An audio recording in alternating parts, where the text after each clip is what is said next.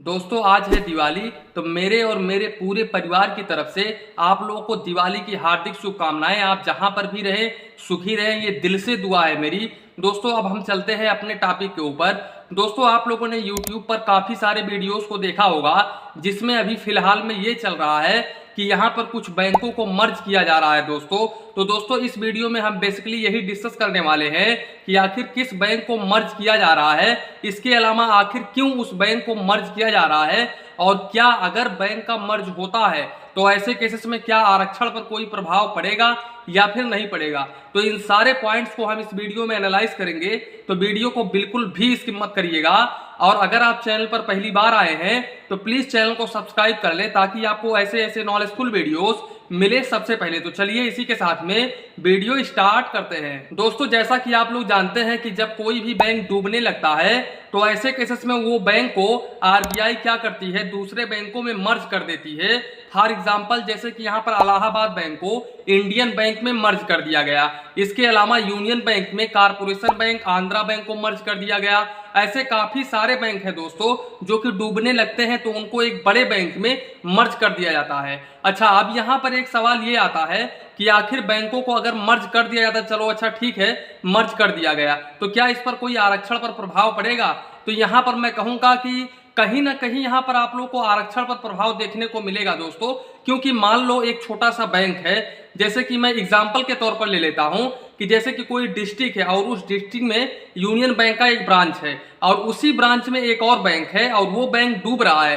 तो ऐसे केसेस में क्या होगा कि उस बैंक के जितने भी कस्टमर्स होंगे वो यूनियन बैंक में चले आएंगे। अब क्योंकि उस डिस्ट्रिक्ट में यूनियन बैंक का ऑलरेडी ब्रांच है तो उस ब्रांच को बंद कर दिया जाएगा। अब उस ब्रांच के जो भी कर्मचारी रहेंगे वो कहां पर जाएंगे, उनको या तो निकाला जाएगा या फिर कोई पोस्ट दिया जाएगा। अगर निकाला जाता है तो ऐसे केसेस में ये 100% आरक्षण पर प्रभाव पड़ता है। इसके अलावा दोस्तों एक सवाल आप लोगों के मन में और आएगा कि आखिर आरबीआई क्यों मर्ज करती है बैंकों को। तो देखो दोस्तों यहाँ पर कोई भी बैंक छोटा बैंक हो अगर वो डूब रहा है, मान लीजिए वो डूब रहा है, तो अगर आरबीआई दूसरे बैंकों में उसको मर्ज नहीं कर रही है तो ऐसे केसेस में आरबीआई का ही नुकसान है, किसी दूसरे का नुकसान नहीं है।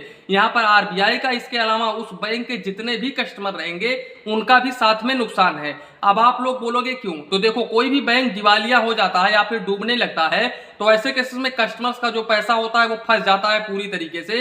मैं मानता हूं कि डीआईसीजीसी के अंतर्गत, अगर डीआईसीजीसी से इंश्योर होता है वो बैंक, तो डीआईसीजीसी के अंतर्गत 5 लाख रुपए उसका रिकवर हो जाएगा। लेकिन उसके ऊपर क्या, अगर उसके ऊपर अमाउंट है, मान लीजिए 5 लाख रुपए से ऊपर का कोई अमाउंट है किसी बंदे का, तो उसका क्या, उसका तो अमाउंट डूब ही गया समझ लो। लेकिन अब यहाँ पर 5 लाख रुपए डीआईसीजीसी दे रही है, ना कि वो बैंक दे रही है, जो कि इंश्योरेंस कंपनी है, जो कि आरबीआई की एक सब्सिडी बॉडी है। यानी कि एक हिसाब से मान के चलो तो आरबीआई ही उस पैसे को दे रही है, जो भी 5 लाख रुपए प्रोवाइड कर रही है तो वो आरबीआई ही दे रही है। तो यहाँ पर आरबीआई का भी एक नुकसान है कि जो कि उसका पैसा जा रहा है, और इसके अलावा जो कि बैंक दिवालिया हुआ है, बैंकों का भी नुकसान है और इसमें कस्टमर्स का भी नुकसान है। यहाँ पर तीनों लोगों का नुकसान है। अब क्योंकि यहाँ पर अगर कोई भी बैंक डूबने लगता है और उसको आरबीआई किसी दूसरे बैंक में मर्ज कर देती है, तब ऐसे केसेस में क्या होता है, देखो वो बैंक चला जाता है उसमें, अब इसके जितने भी कस्टमर्स रहेंगे, जो बैंक डूबने लगता है उस बैंक के जितने भी कस्टमर्स रहेंगे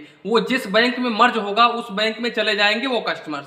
तो यहाँ पर कस्टमर्स 101% सुरक्षित हो गए। इसके अलावा डीआईसीजीसी को भी कोई भी अमाउंट देने की जरूरत नहीं पड़ी। तो यहाँ पर दोस्तों 101% बैंक सिक्योर हो जाता है।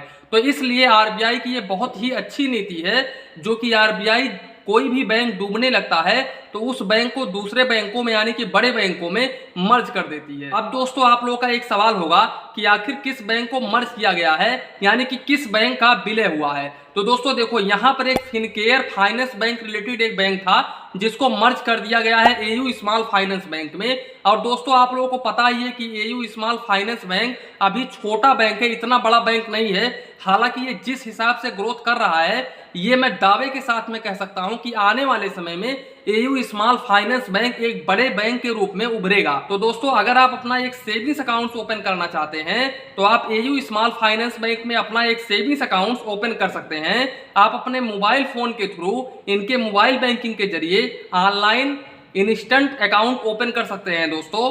और यहाँ पर एयू स्मॉल फाइनेंस बैंक आप लोगों को बहुत ही अच्छा खासा रेट ऑफ इंटरेस्ट ऑफर करता है। तो दोस्तों यही था आज का वीडियो, इसी के साथ में वीडियो को समाप्त करते हैं।